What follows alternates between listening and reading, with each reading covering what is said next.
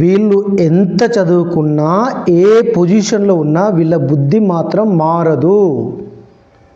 Sheikh Jani Basha alias Jani master Telugu cinema choreographer.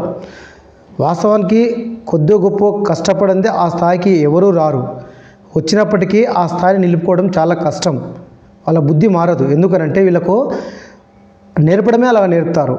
కేవలం మన మతం స్త్రీలు మాత్రమే స్త్రీలు, మిగతా వాళ్ళు ఎవరు కూడా కాదు. ఎందుకనంటే ఆ అమ్మాయిని రేప్ చేసేటప్పుడు కానీ ఆ అమ్మాయిని వాడుకోవడం బలవంతం చేసేటప్పుడు కానీ మతం అడ్డు రాలేదు.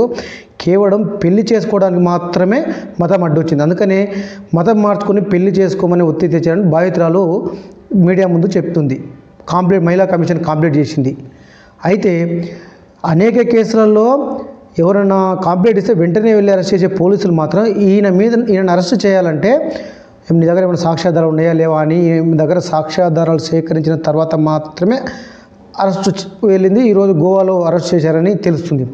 అయితే ఇది ఓన్లీ జానీ మాస్టర్తోనే స్టార్ట్ అయిందా, మరి ఎండ్ అవుతుందా? కాదు. ఎందుకనంటే రీసెంట్గా కమల్ హాసన్ మీద రాధిక, తమిళనాడుకు సంబంధించిన పెద్ద హీరోయిన్, తెలుగు సినిమాలో చాలా సినిమాలు నటించింది.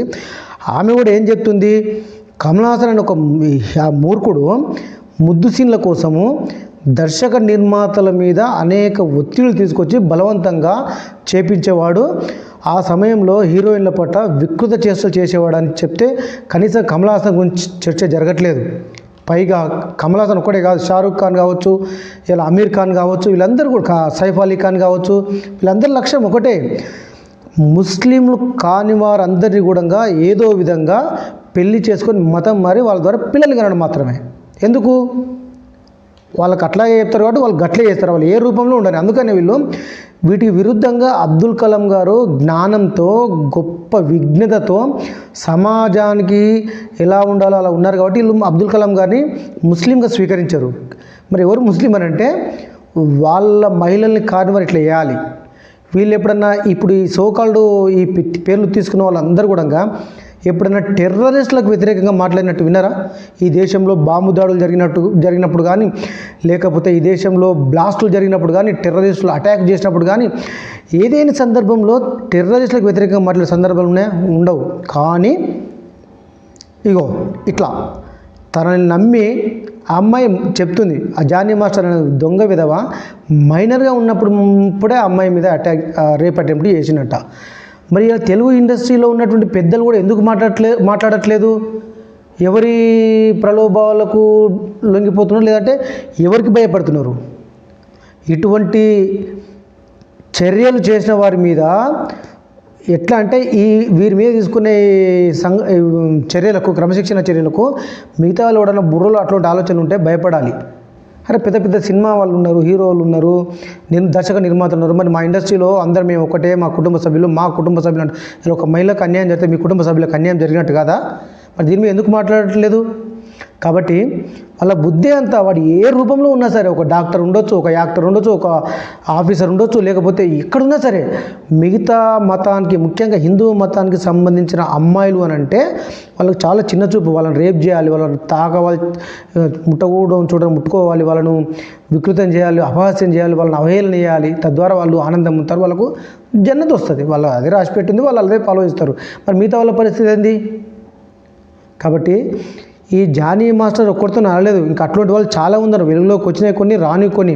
వాళ్ళు ఎక్కువ దాకా మాట్లాడితే ఈ రాజ్యాంగం మాకు హక్కిస్తలేదు, కనీసం మమ్మల్ని ఈ మైనార్టీలో ఈ దేశంలో మాకు రేప్ చేసుకునే హక్కు లేదా అని ప్రశ్నించే అవకాశం ఉంది. ఎందుకంటే ఈ రాజకీయ వ్యభిచారులు అంటే ఈ రాజకీయ నాయకులు, ముఖ్యంగా ఈ కాంగ్రెస్ పార్టీ, కుహానా సెక్యులర్ పార్టీలు వాళ్ళని ఎట్లా తయారు చేసినాయంటే మైనార్టీల నేపథ్యంతో ఈ దేశంలో ఏం చేసినా జరుగుతుంది.